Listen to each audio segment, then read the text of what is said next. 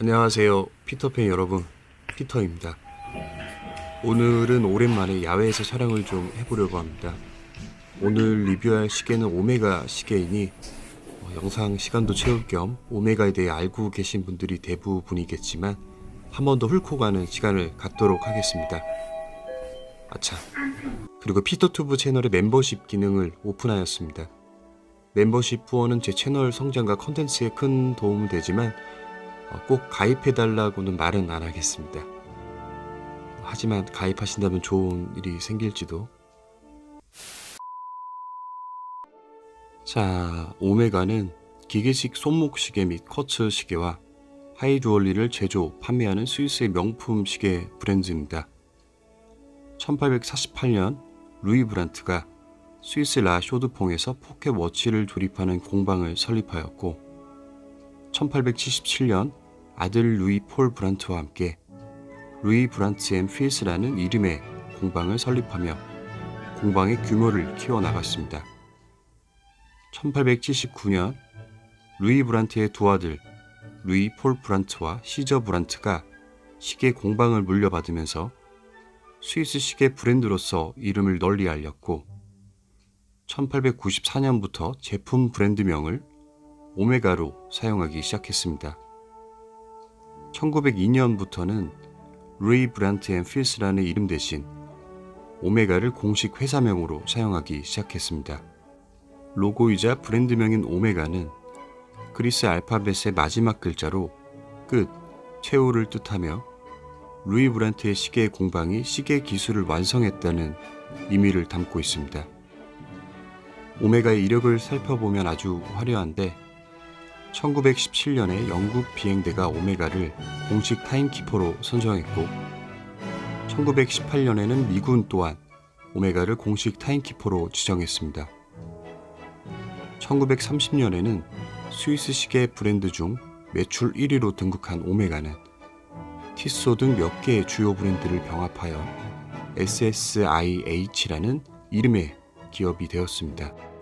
1932년에 오메가는 로스앤젤레스 올림픽의 공식 타임키퍼가 되었고 1939년에는 뉴욕에서 열린 세계 박람회에 오메가가 스위스 시계를 대표하는 브랜드로 참여하기도 했습니다.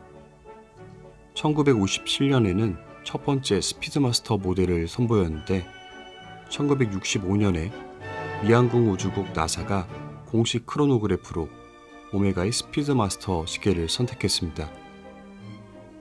현재 나사가 선의 활동에 적합하다고 인증한 유일한 시계로 남아 있습니다.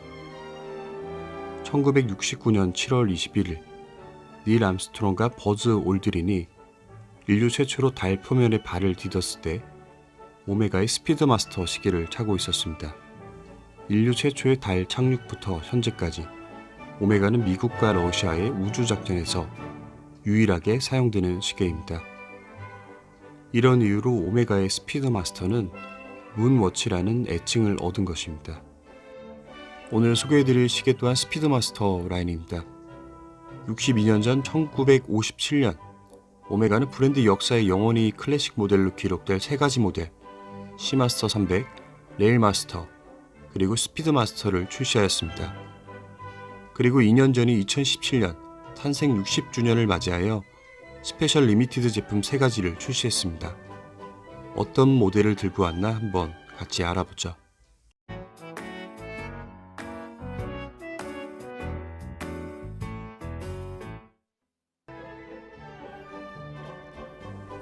박스부터 일반적인 오메가 박스와는 다르게 생겼습니다.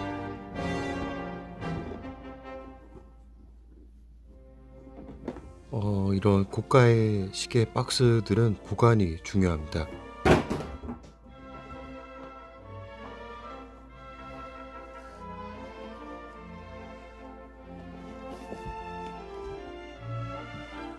박스를 열어보면 이렇게 사선으로 시계가 꽂혀 있고 밑에 이런 천으로 제작된 포켓이 하나 들어있는데 안에는 브레이슬릿을 호환할 때 사용되는 툴이 하나 있고 호환 가능한 가죽 스트랩이 들어있습니다.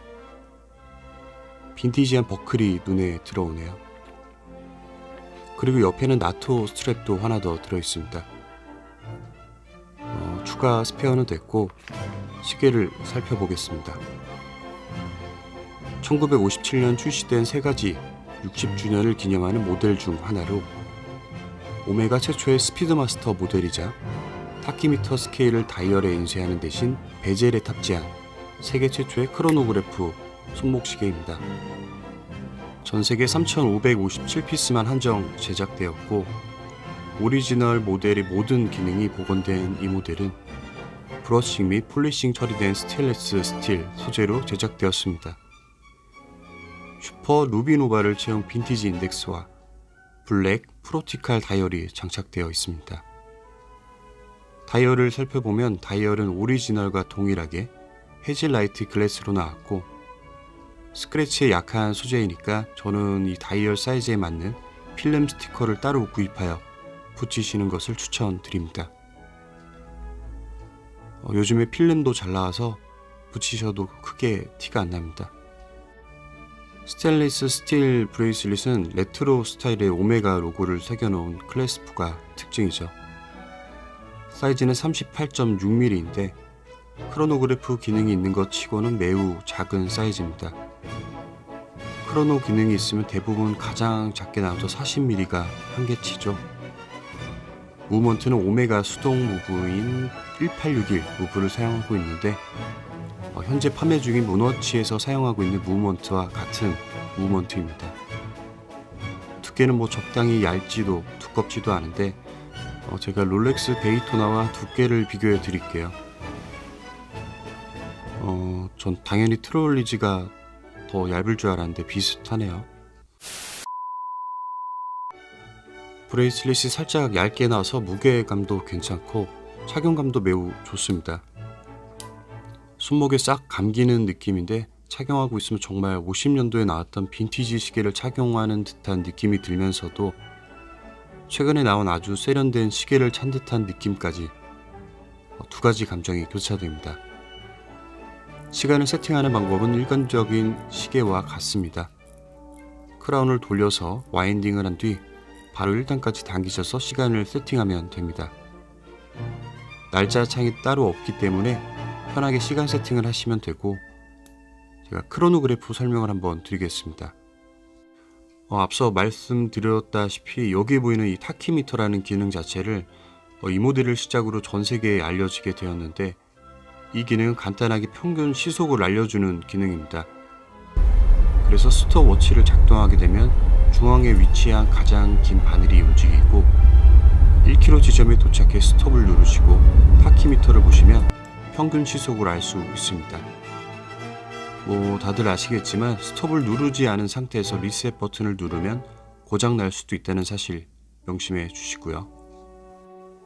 이 모델 출시가는 910만원으로 출시가 되었고 현재는 매장에서 정식적으로 구할 수 없는 모델입니다. 중고로 알아보시는 방법이 있긴 한데 제가 봤을 때 이 모델은 상태만 잘 관리해서 단연간 잘 유지한다면 가격이 많이 뛸 거라고 예상이 됩니다. 오늘 리뷰 이렇게 마무리하고요. 다음 시간에도 예쁜 시계 가지고 찾아뵙겠습니다. 구독 버튼 누르시고 또 색다른 시계들을 만나보시길 바랍니다.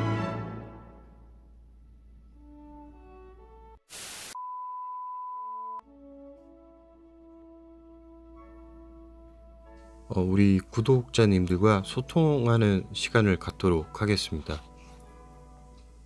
첫 번째 질문입니다. 이다크님이 벤츠 리뷰 좀 해주세요 라고 했네요. 자동차 리뷰는 경쟁력이 없습니다. 깨보님이 물으셨네요. 피터님 죄송하지만 시계 글래스 관리는 어떻게 해야 되는지 여쭤도 될까요? 차다가 글래스에 이물질이 묻었는데 경솔히 닦아내다간 기스가 생길 것 같아서 사페어 글래스이긴 하지만 걱정이 돼서 여쭙니다. 그냥 입김 불어서 안경 닦는 융으로 쓱쓱 닦으세요. 윤한영님께서 물으시네요. 설에 일본 갈 예정인데 본토서서 하는 게 괜찮을까요? 이번은 이제 세이코 그랜드 세이코 모델을 어디서 구입하는 게 낫냐고 여쭤보시는 건데 네, 일본 가서 사세요. 제가 이전에 리뷰했던 영상이죠. 이제 세이코의 실수라고 해서 구형 세이코 5 모델 영상을 보고 댓글을 남겨주셨습니다. 결론은 디자인 때문에 좋다는 건가? 네, 디자인 좋은 게 어디예요? 피터님 안녕하세요. 시계 구입을 고민 중인 내년 30대는 남자입니다. 오리스 에코스 모델을 고려 중인데 통뼈라서 43mm가 작은 느낌이 있는데 이런 손목도 커버되는 괜찮은 시계가 어떤 게 있는지 여쭤보셨습니다. 그러면 뭐 기능 있는 에코스 사세요. 사이즈가 훨씬 더 큽니다. 다른 분께서 또 이제 세이코 5 영상을 보고 댓글을 남겨주셨습니다. 하드렉스에 수동 감기가 없으면 인빅타를 고려해 볼 듯. 인빅타 진심인가요? 외국 분께서 메리 크리스마스라고 이틀 전에 남겨주셨네요. 네, 해피 뉴 이어입니다.